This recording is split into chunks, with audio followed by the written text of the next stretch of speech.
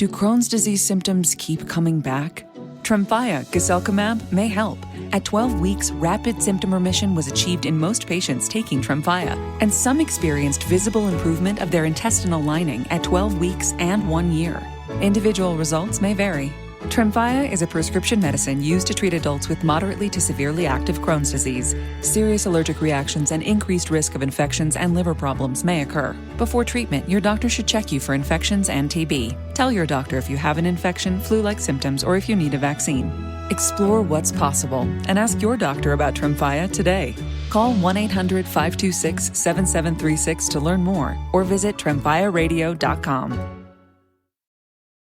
At RxBar, they believe in simple nutrition without the BS. That's why they said no to artificial ingredients and yes to deliver intentional, transparent nutrition. Try their original 12-gram protein bar, the nut butter and oat bar, or minis. RxBar, the proud sponsor of No BS. Use code RxBar on rxbar.com for 25% off. Subject to full terms and conditions and to change. Valid until September 30, 2025, and may not be combined with other offers. See rxbar.com for full details and limitations.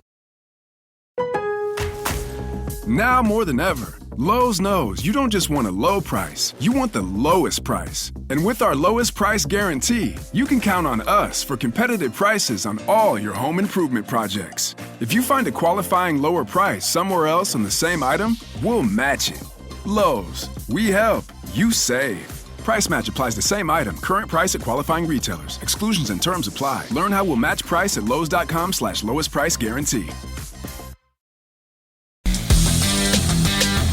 A warmer for the low. Welcome to lovely Las Vegas for Coast to Coast Hoops with myself, Greg Hoops Peterson, now part of the VSiN Family Podcast. We've got an excellent podcast for you. We're going to be joined in a few minutes here by Rob Donaldson. He does great work with the show/podcast Rob's Best Bets. We're going to be chatting with him a little bit about what we've seen here in the last few weeks of the college basketball offseason, and we're going to be talking about some of these guys that are trying to get an extra year of eligibility, even though they've exhausted 5 years of eligibility. Just absolutely ridiculous what we've seen on that front. And then additionally, we're going to be taking a look at some of the makeups of teams that we want to be gauging, how important chemistry is in this day and age of college basketball, and so much more. We're going to have a great chat with Rob, and that's going to be coming up here in the next 2 or 3 minutes. And then in the final segment, I'm going to give you a roundup of the news and notes that we saw in college basketball over the last 24 hours. If you do like what you're hearing from this fine podcast, Coast to Coast Hoops, you're able to subscribe wherever you get your podcasts, Apple Podcasts, Google Play, Spotify, Stitcher, and TuneIn. If you have a question, comment, segment, idea, whatever for this podcast, you do have one of two ways we'll fire those in. First one is my Twitter/X timeline at @GUNet_81. Keep in mind, letters the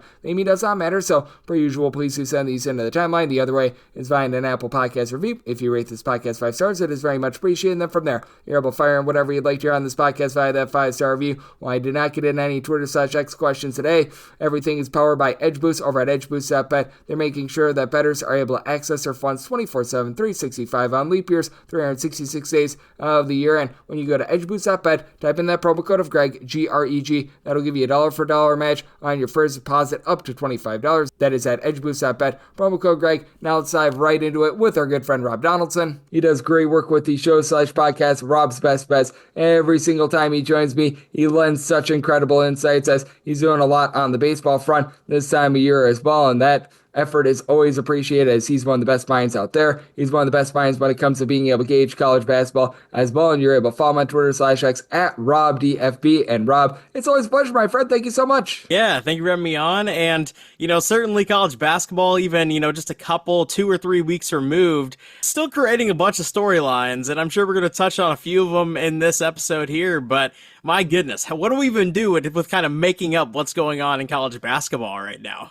Oh, and I'm so glad that you mentioned that, because there's a lot of guys who are looking to make up their own eligibility. We've got a lot of guys out there that are just fishing around. They play like 5 full seasons, so they use up their COVID year, and for some reason they're wanting to come back for year number 6. I don't know if they're going for a double doctorate. I don't know if they're looking for just something to put up on their placard 10 years from now when they're doing Zoom calls or something like that, but it is very, very wild to see guys trying to come back for season number 6. I think that there might be a guy that's trying for about about season number 7. It feels like Survivor, where you think that it's the last year of Survivor, but no, they're going to extend it for another year. And I feel like the Survivor mentality, which I'm talking about the TV show Survivor, by the way, with Jeff Probst, who's the host of that, I feel like that's starting to take over in college basketball. Yeah, right now we have medical red shirts, we have players testing the NBA waters, we have players hitting the second window of the transfer portal and just entering in. We have guys who committed via the transfer portal in this cycle who have already decommitted and then recommitted to a different program. And then decommitted again. And then decommitted again. Oh my gosh, man. And now we have a court case. All the fun court cases that surround college sports to determine whether or not these guys who received that COVID year can play 6, 7, who knows how many years at this point. I'm sure they're going to be playing for an entire decade coming up here in the next few years. Oh man, Tim Tebow's going to be coming back to college football sooner rather than later. And that's going to be some good, clean family fun. And that makes all of our jobs all the more difficult because, I mean, you're just like me. We're trying to gauge these rosters right now. It doesn't matter how we get these rosters. We just want to know what we're getting. And I feel like this is going to be one of the most chaotic off seasons ever because I feel like we might have some of these court cases that linger into September and October. And when it comes to projecting teams forward, even if these guys are able to be eligible, you just don't know what sort of practice they're going to be able to get, what sort of chemistry they're able to get. And I think that these teams that might be taking on, shall we say, these questionable guys are trying to fish around for eligibility, they become some of the hardest teams to be able to gauge. And typically in these cases, I like to give the deficit of the doubt rather than the benefit of the doubt. Yeah, and at this point, with players like, a Bryce Hawkins that enters the portal just in the past few days from Texas Tech, it's like there's no more year-over-year kind of continuity and success and building on something you accomplished because every single roster right now in its current state, whether they've had transfer portal activity or graduations, just throw that all out because it could be the exact same. It could be a complete roster overhaul. Literally nothing is cemented as we've seen for a number of different reasons. And my goodness, yeah, a bunch of wrenches being thrown our way, and we're going to take it as it comes, but my goodness, I think the only thing that's really kind of concrete right now would just be the coaching hires. Yep, if you can dodge a wrench, you can dodge a ball, but you don't know where the wrenches are coming from right now. So it's been interesting to say the least. It's Rob Donaldson, who does great work with you, Rob's Best Bet Show. He is joining me right here on the Baseball Betting Show, and he is joining me right here on Cusco Soups. And Rob, it is just so interesting what we see there, but there are some teams that have a little bit of concreteness, like Houston, Purdue. We actually know that there are guys that are returning for them, and as we are taking a look at the transfer portal, as we are taking a look at 100 billion guys being out there, how much should we actually be just taking a look at the guys that are returning? Because I think that that's where the stake might be in college basketball, and that's where I think that our bread might be buttered in terms of being able to gauge some of these teams where, I don't know, we actually know what we might be getting. 100%. I think that's actually the way to approach college sports in general right now. I think there's a market inefficiency with the guys who don't hit the portal and grow with the same head coach, grow with the same program. And kind of similarly to, I'm going to compare this to the NFL for a second, but when we saw the running back craze of, maybe we shouldn't be paying these running backs anything. Maybe they're just overrated and we should just draft a new one every 4 years and just call it good there.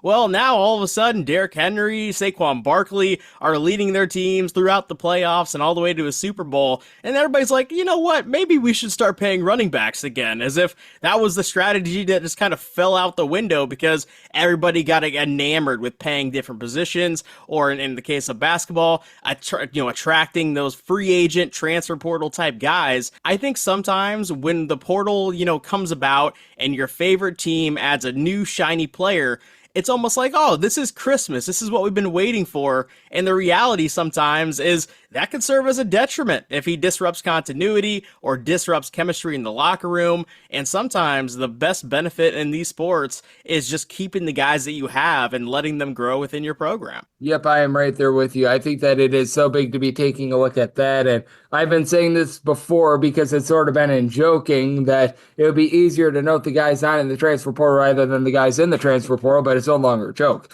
Like, there's more than 2,400 players in the transfer portal right now, and if you know know the guys are actually coming back, which there are some guys that are going to be overseas as well. Just because they're not in the transfer portal doesn't mean that they're necessarily coming back, and I actually undersold it. As I refresh, there's now 2,527 players in the transfer portal. At last check, it was 2,400. So, yeah, being able to keep up with that is so difficult, and I do think that, honestly, it's a little bit of a defeatist effort, and I don't know how much you agree with me or not. Just being able to gauge these guys that are going to be coming back, I think that that's going to be much easier rather than gambling on what you're going to be able to get in terms of some of these guys that you just don't know what the fit is going to be. And you get along with that as well, these teams like Houston and Purdue, they have their coaches back as well, which you know what you're getting in that system. That's what I think it ultimately comes down to is you have to buy into the coaching. And we've talked about this on previous episodes, previewing for the next season here in 25-26, that, what are our thoughts on coaches? How do you determine the motivations of a program? And it really is just kind of, I think, buying into the young, talented guys who are trying to make a name for themselves, whether it's, at a higher mid-major and it's a new first year or a second year or a third year, maybe even a fourth year where we've seen just positive regression every single year that they've been at that program. Or a guy like a Pat Kelsey, who just took over the Louisville job in year one, got them all the way to the NCAA tournament, and now there's obviously higher aspirations for a program like that than just making it as an 8 seed. And, we kind of saw that with Rick Pitino. Year one, relatively successful year, didn't make the tournament, but in year two, they have a 2 seed in the NCAA tournament. I feel like attaching your analysis and your projections to the coaching staff rather than the actual personnel on the roster is 100% the way to play these things right now. Honestly, as much as it kind of feels to kind of go against the grain in saying this, a lot of these older, elder statesman head coaches, I'm going to use Bill Self as examples, although they're very accomplished, although they're legendary head coaches, I have real solid questions of whether or not they even want to deal with this sort of stuff or whether they have the motivational kind of energy to rebuild year after year. If that ends up being the case where we see these older coaches just kind of continue to retire, I'm willing to just buy into those younger guys who have something to prove. And I think that that's such a great balance that you bring up, as we do have Rob Donaldson of the Rob's Best show joining me on Coast to Coast Hoops. You want to be buying into a little bit more experience when it comes to coaches, but at the same time, you want to be making sure that the game hasn't passed them by, because we were noticing that last few seasons with a guy like a Tony Bennett, for example, legend of the game, was able to win the title in 2019, but after he won the title in 2019, game was completely different. He steps down. You're mentioning it with Bill Self as well. How much do you want to take a look at these guys that they have experience, but it might not necessarily be at the Division I level? Like Grant McCaslin over at Texas Tech, I think, is doing good work. Well, I know that we've talked about this man, and he's worth bringing up again. Ben McCollum, it's more at the Division II level, and you have that 1 year at Drake, but he's a guy that I'm willing to buy into. I think that that's a great blend of guys that you're able to trust in, guys that know the system in this day and age. They're still relatively young, but at the same time, it's not like, oh, they've done absolutely nothing. Even though it was at the Division II ranks, I think that what Ben McCollum has been able to do is worth being able to stick some stock into. 100%. I think changing a program just in general, inherently, I feel like it fills a lot of these coaches with a renewed sense of self-purpose. I mean, we saw Kevin Willard jump from Seton Hall to Maryland, do extremely well there, and then, now he's on to a new thing. Was that just kind of because he wanted to cash a check, or because he wanted to really build something and elevate his legacy? I kind of think it's the latter in that sort of instance. And yeah, there are going to be coaches throughout this sport, throughout a number of different sports, professionally, in the college ranks, even at the high school level, where they're just there collecting a check, and if they do well enough to hang on for a long time, they're going to get paid and they're going to go retire or maybe be an assistant somewhere, and that's just the way that they want to do it. But some of these coaches, I really do feel like, have a rejuvenation of, hey, I have a new program, I have a clean slate, I'm going up to a higher program. You mentioned Grant McCaslin going from North Texas to Texas Tech. I feel like that's a clear upgrade in the coaching job, obviously coaching at a higher level, and I think he really went out there and tried to make a name for himself and prove himself. I think we're going to see a number of coaches like that within the next few years even, and even just right away this year, where they're going from a smaller program to a bigger program and immediately make a splash. Absolutely, and that's a great jumping off point for this question as well. Are there a few that are coming to mind that you're taking a look at, other than Ben McCollum, obviously, because I think that we're both very bullish on him. I don't think that needs to be restated, but are there a few other guys that you take a look at that you think, man, this is a good hire? Maybe it's a little bit under the radar, but you're really liking what that program might be able to deliver this season. I look at a program like a Kentucky, and Mark Pope is one of those guys who he's won at every level, but he hasn't ever really accomplished anything, past the Sweet 16, obviously, this past year. But that was sort of the pinnacle of his career so far. And Kentucky is not really paying a price for just making a Sweet 16. I also think that Mark Pope, when you win at 3 different programs, and when you leave the state in that region of BYU and Utah Valley, where he was really kind of cultivating himself as a head coach, to jump all the way over to Lexington, Kentucky, I feel like there's some motivation to really make a name for himself and to prove himself. And regardless of the players they bring in, obviously they have a few guys who have committed. We'll see if they stay committed and whether or not the roster he has currently intact actually is going to be the roster that ends up taking the court here in the fall. But I do feel like I can kind of buy into that motivation, at least during the regular season, with a guy like a Mark Pope to really accomplish great things. Mark Pope was really able to show that in his first year over at Kentucky. I wholeheartedly agree with you. He's been able to do a nice job over there. And just the SEC in general, I feel like they've been the biggest beneficiaries of these coaching hires. And when we take a look at the landscape of college basketball, we've noticed with the ACC, with all their retiring coaches and their elder statesmen stepping down, it does feel like the SEC have just done it right with regards to these coaching hires. And I think that every other conference is playing catch up. And where it starts, in my opinion, is with those coaching hires. Oh, 100%. Because that's where the identity comes from. If we're talking about continuity with a program, largely it's going to be the head coach more often than not. With how crazy the coaching carousel has been, maybe that doesn't ring necessarily true for everybody, but normally, you have a program in mind, you attach a coach to that program, and usually they perform to kind of the back of their annual average in terms of wins and accomplishments. And, those runs that they have to the Final Four can be replicated over time. And I do feel like right now in the modern day of a modern age of college basketball, where you have 2,500 players in the portal, you have no idea whether or not this court case is going to go through to give the current players that are existing in college basketball an extra year on top of it. It's just a whole mess. And the one thing that you can count on is just the coach, what they want to do on the floor, and then going out and executing it. And that is kind of the crazy balance that we're trying to perform here of how motivated are they despite their track record, and who is kind of willing to fill into that void like, a Todd Golden did this past season. No doubt about it. And it is a great balance to try to be able to reach, and it is something that is very difficult to be able to gauge. But one thing that is very easy is knowing what one of the best guests on this podcast is. That'd be you, Rob. You do such a tremendous job on so many different fronts. Love the good people at home. Know it's all on tap for you, and how people are able to follow along on social media and other platforms. Well, hey, Greg, it's always a blast talking ball with you, especially when all this craziness is going on. And,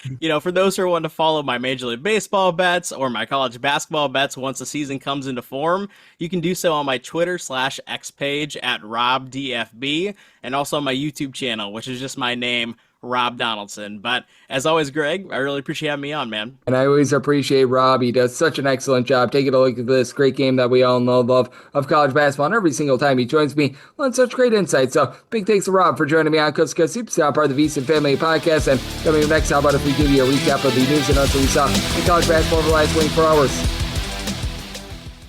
For the ones who get it done, the most important part is the one you need now. And the best partner is the one who can deliver. That's why millions of maintenance and repair pros trust Grainger, because we have professional-grade supplies for every industry, even hard-to-find products. And we have same-day pickup and next-day delivery on most orders. But most importantly, we have an unwavering commitment to help keep you up and running. Call, click Grainger.com, or just stop by. Grainger, for the ones who get it done.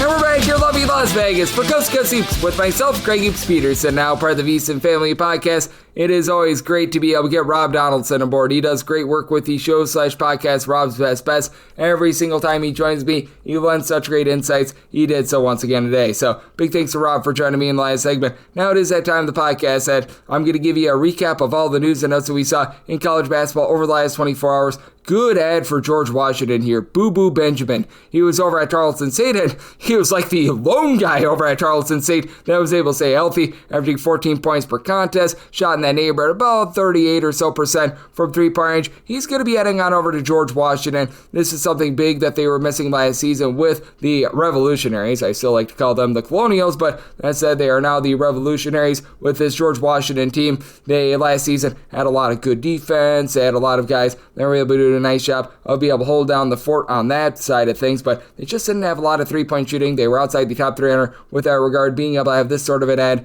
I think, is big, and they've really addressed this here in the offseason because you've also got Trey Dinkins coming on over from Duquesne, nice double-figure scorer. Gene Amarujian is coming on over from Hofstra as well, so I really like what is being built here. So George Washington, I do think that they are heading in the right direction, and this is going to be a very intriguing ad. Aaron Bradshaw was over at Ohio State last season, a former top 15 recruit, a guy that was very highly touted, but just has never really been able to find it. 7'1" big man that's able to pop threes, but last year at Ohio State, it just simply didn't work out. It was averaging about 6 points, just under 3 rebounds per contest. He's heading on over to Memphis. Now, if Memphis can unlock exactly what Aaron Bradshaw brings to the table, this is a massive, massive ad for them. If they can't, it's going to be one that fizzles a little bit more, and with Memphis, you just never know because it's not necessarily the, shall we say, most disciplined team in the world, and I do believe that Penny Hardaway is a better coach now than he was even, say, like 2 to 3 years ago, but still, he's looking to turn that corner as a coach. But Memphis, once again, a really good transfer all. You're going to be having Conte Berry coming on over from Temple. Go Owls will be able to help out that backcourt. Sincere Parker, that main six man over at McNeese, is heading on over. Julius Redford, he's a nice versatile player that's coming on over from Western Kentucky. Dante Harris, so I do like what is being added here by this bunch, and I do think that this is going to be a, shall we say, upside sort of play here. I don't know necessarily how it's going to be panning out, but I do know that there is a lot of talent on that roster, and I do think that this one is going to be very interesting as well, as you've got yourself Chris Tejo. He was over at Iowa this last season, didn't necessarily see a bunch of minutes, but he has decided that he is going to be going to Santa Clara. Santa Clara has done a really good job of being able to find these diamond in the rough sort of guys that didn't necessarily see a lot of playing time at their previous stop. I look no further than Braden Pozemski. What he's able to do, became a first-round draft pick, and this is a gentleman that was pretty highly touted according to 247 Sports in terms of class of 2024. He was a little bit of a 3-star guy at 6'8", not necessarily going to pop it a ton from three-point range, but is able to give you something down low, is able to give you something in the post. So I think that he's going to be a little bit of an impact guy. Eli DeLaurier, he was over at Providence last season, didn't see a whole bunch of minutes for them. He has decided that he is going to be going to East Carolina.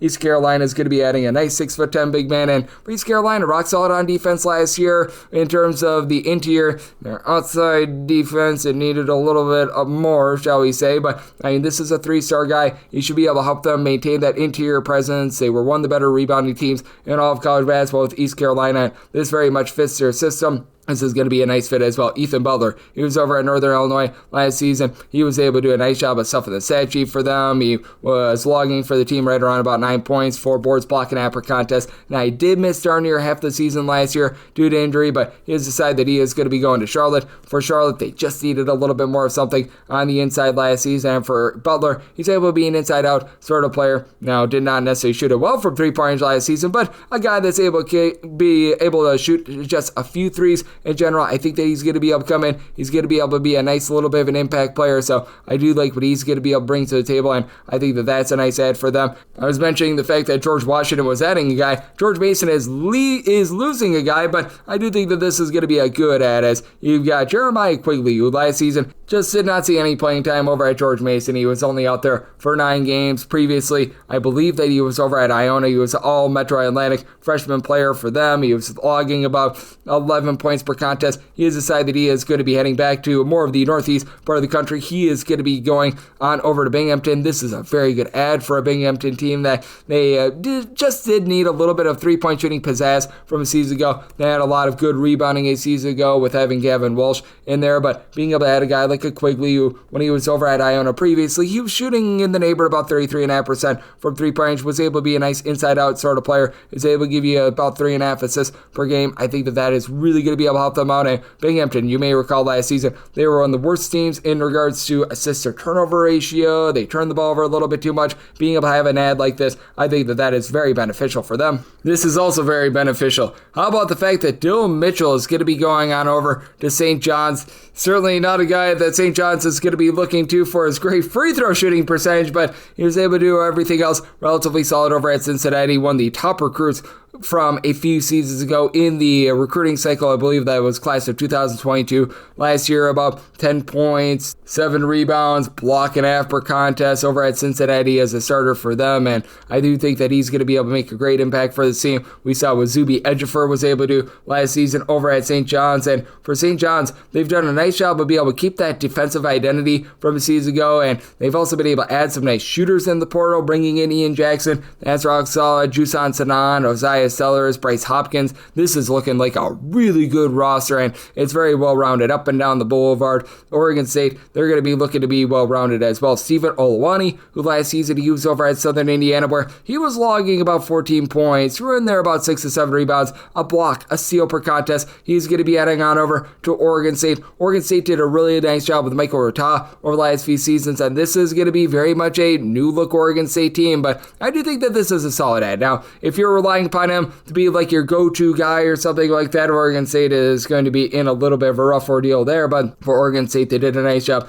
of being able to finally bust through a little bit more after that Elite Eight run of a few seasons ago. It's a lot of lean years, and this is really the first pickup that Oregon State has had in the transfer portal, so they're going to need to get much more than this, but that's a good place to be starting out at. You have Landon Moore trying to be able to lend more as he's going to be heading on over to Illinois State. Illinois State has done a great job of being able to hit the transfer portal and being able to find some good ads this past season over at Butler. For Landon Moore, he was only able to give you about 3.5 points per contest, but this guy, to begin his career, he was over in the NEC over at St. Francis of Pennsylvania, where he was able to put up some solid numbers. When he was over at St. Francis of Pennsylvania during the 2022-23 season, he was a 36% three-point shooter, 13 points, 3.5 assists per game. I don't know if he's going to be able to quite duplicate that, but I do think that for Illinois State, they're getting a good addition as well. You've got Achukwu Okeke. He was over at Florida International this past season, only saw action in 7 games due to injury, but I mean, he was solid when he was out there, about 3.5 boards, 4.5 points per game. Albany was a little bit hit or miss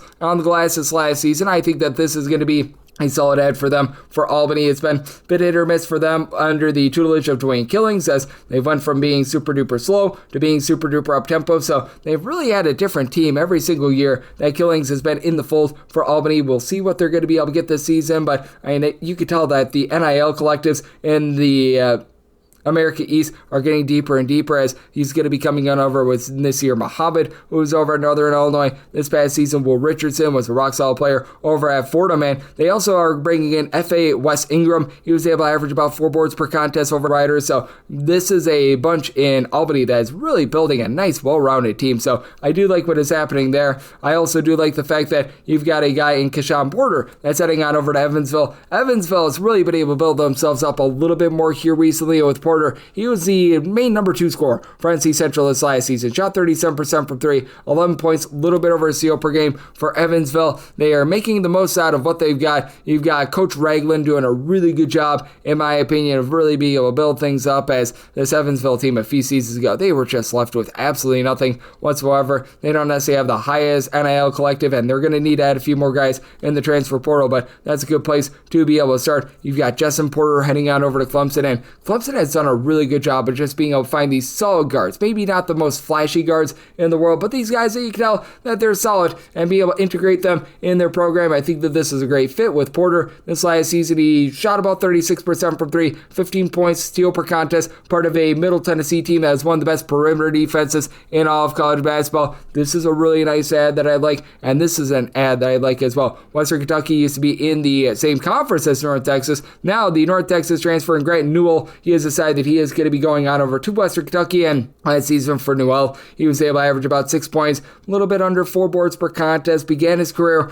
over at Cal. Is he a guy that's going to be able to just completely take the top off of a defense or something like that? Probably not, but at the same time, I do think that he's going to be able to enter in, and he's going to be able to lend some good production over there, and I think that this is going to be a good ad as well. A.K. Okareke, he was over at Cornell this last season. He has decided that he is going to be going to Vanderbilt, and for Vanderbilt, they are very much a school of very high academic standards, so they're a little bit more choosy with regards to who they're going to be able to add in the transfer portal. But with Okereke last season, he was able to log for the team 14 points, 4 assists, shot in the mid-30s from three-point range. Wasn't necessarily able to be like a dynamo three-point shooter, but he played in a very up-tempo system. For Cornell last season, they weren't generating a lot of steals, but 2 seasons ago, back when you had Coach Earl out there, they were a team that was actually a little bit of a heat-seeking missile with that regard. And you may recall Chris Bannon, he began his career over at Cornell as well. He was a big part of what Vanderbilt was able to do this past season, so I really like this pickup for them. Now, we were talking about this a little bit earlier on with our good friend Rob Donaldson, who does great work with the show/podcast Rob's Best Bets. I know that this was put out there by Portal Updates. These are guys that hit the transfer portal with no eligibility remaining. Duke Dean, who was over at Bradley last season, Ishmael Leggett, Javier Francis, Jackson Moni, St. Thomas of USC, and Elijah Hawkins. So we are going to need to be gauging what's happening with all those. Again, credit where it is due, at Portal_updates on the old Twitter/X. They did put out that list to be able to help us out. So there are a lot of guys that they are fishing for eligibility right now. So it's very, very interesting to see what is going to be happening here. Now, this is one that I think is going to be a good at. Brandon Montu, he was over at Western Michigan this last season. He has decided that he's going to be going to Tennessee Tech. He's able to average 5.5 points per contest. Not a good three-point shooter with Western Michigan. They had nobody that was able to light it up from three-point range, but a guy that's able to play in a little bit of an up-tempo system, a guy that I think is going to be able to add something for this team at 6'4", a little bit of versatility, like what he's able to bring to the table. Casey Ugowakazi, he was over at East Texas A&M this last season, was able to log about 5.5 points, 3.5 rebounds per game as a 6'8", little bit of stretch player. He's going to be going on over to Merrimack. His team at East Texas A&M was actually pretty solid at being able to generate turnovers. They didn't do much other than generate turnovers, but I think that this is actually a very good system fit for this bunch for Merrimack. They're a team that is going to be looking to generate all those turnovers, what have you, and I think that he's going to be able to go in right away, and he's going to be able to help fit that mold. Curtis Williams Jr. was over at Georgetown this last season. He was averaging about 4.5 points per contest, was a solid player for them, not necessarily a guy that was absolutely able to take over or anything like that, but a guy that I do think has a little bit of upside. He's going to be going on over to Tulane. Now again with Tulane, the question becomes, are they actually going to have a little bit of depth and be able to add a little bit more there? But I mean, this is a former top 150 recruit in Curtis Williams Jr., a guy that I think could be an okay three-point shooter. I don't know if he's ever going to be like a 40% three-point shooter or anything like that. I think that would be a little bit far-fetched, as Curtis Williams this last season, he shot more in the neighborhood, about 30.5% from three-point range, and actually did begin his career over at Louisville. But I do think that this is going to be a pickup that is going to be rock solid for them, and I do think that for Tulane, they're heading in the right direction. They need a few more adds to be able to make sure that they have depth for this upcoming season, but this is a very good place for them to be starting, and I do think that this is currently a guy that you're able to rely upon. Jacoby Heedy, he was over at Bethune-Cookman 2 seasons ago. Last year at Central Michigan, rock solid player, 15 points, 6.5 boards, a little bit over a steal per contest when he was over at Bethune-Cookman during the 2023-24 campaign. A little bit under a steal and a half, 15 points per game. Not a guy that is going to go out there and just completely light it up from three-point range, but this is a really good, shall we say, boomerang sort of transfer for them. I do think that he steps in right away, and he's going to be able to make some nice contributions. Peyton Marshall was over at Missouri this last season, just was unable to get out there on the floor. He was averaging 1 point per contest, just really didn't fit in with the Missouri system. He's going to be heading on over to Georgia Tech. This is a really good pickup for a Georgia Tech team that, honestly, out there in ACC where you don't have a lot of rock-solid programs, I do think that they're going to be able to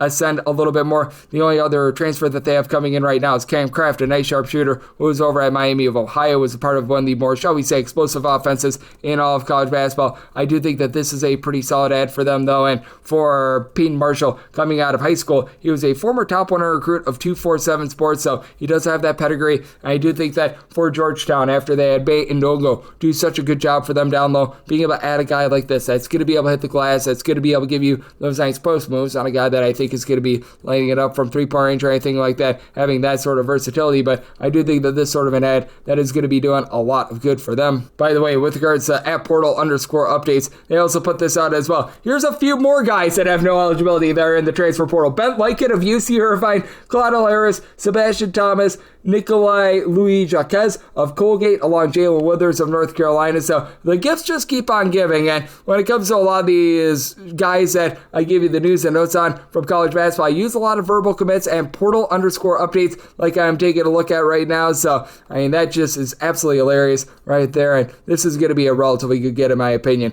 This man is going to be staying out there in the great state of Texas. David Terrell Jr., he last year was over at UTEP. He was averaging 8.5 points, right around about 4 boards, 4 assists, more than a steal and a half per game as well. He has decided that he's going to be going to North Texas, and I think that this is just a really good fit in general for North Texas, as he last season shot about 33% from 3-point, cooled down a little bit more with his 3-point shooting towards back half of the season, but a guy that's able to play tough, tenacious defense, a guy that's able to generate turnovers, and I do think that this is going to be really good for them. And Chattanooga, they're getting a good one here with Bellarmine's Billy Smith. He's a 6'7" combo player that last year shot just below 39% from 3-point, 14 points per contest. Losing Hunter Huff is a little bit tough for that program, but this is a team that they're looking to be able to ascend with regards to their offense. They're looking for good 3-point shooting. That's really the Coach Earl system, and being able to have an ad like this is really good, as he's going to be coming into the program along with Brendan Watkins, who was over at North Dakota State this last season, and when he was over at North Dakota State, he was a really good 3-point shooter for a team that in general just absolutely lit it up from 3-point. So love the ads that they've got there. Antti Belshon, he last season was over at Little Rock, where he was a starter for them, 10 points, 4.5 boards, 2 assists, more of a third wheel for them as a 6'8", do-it-all sort of player, not a guy that's going to give you a ton with regards to 3-point shooting. He has decided that he is going to be going to UIC. For UIC, towards the beginning part of the season, the shall we say, defense was not necessarily the world's greatest. They really did a nice job of fortifying that towards back half of the season. They become a very well-rounded program, and I like what they're doing here in the portal, because they've got him coming in along with Abdul Mamboa, who is the NEC, I believe, Defensive Player of the Year. Josiah Hammonds was over at Sam Houston State to be able to give them a little bit of sharpshooting. Makai Lowry was a part of that Towson team a season ago, so I do think that there is a lot of talent coming in for them, and I do think that this program is going to be able to do a really good job moving forward. Then Mayor Wool, he was over at Eastern Kentucky this last season, about 9 points, 5 rebounds per contest. He is a guy that at 6'8" has some versatility. He was a part of a very up-tempo system. Him being able to go on over there to Bradley, I think is going to be able to give them a little bit of pop for Bradley. They were lacking a little bit of size last season, but they were still pretty rock solid on the glass. Really do like this pickup for them. This one I think is very curious, as you've got Namia Turner. He was over at Central Arkansas this last season, 8.5 points, 4 boards per contest as a freshman. He's going to be going on over to Minnesota.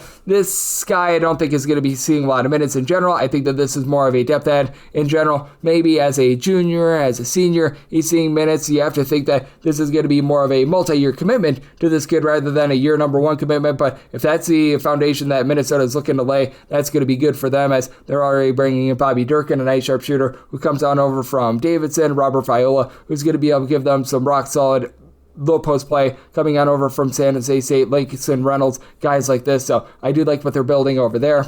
And I do like what is being built on this podcast, looking every single day at this great game that we all know and love of college basketball. And if you do like hearing from this fine podcast, Coast to Coast Hoops, you're able to subscribe wherever your podcasts, Apple Podcasts, Google Play, Spotify, Stitcher, and TuneIn. If you have a question, comment, segment idea, whatever you for this podcast, you do have one of 2 ways we offer those in. First one is my Twitter/X timeline at gunit_81. Keep in mind, letters CM, name does not matter, so per usual, please do send these into the timeline. And the other way is via an Apple Podcast review. If you rate this podcast 5 stars, it is very much appreciated. From there, you're able to fire in whatever you'd like to hear on this podcast via that 5-star review. And big thanks once again to Rob Donaldson of the Rob's Best Bet Show for joining me in the last segment. And I'm going to be with you guys every single day on this podcast, regular season and off season. So I'll be back with you once again tomorrow. Thank you.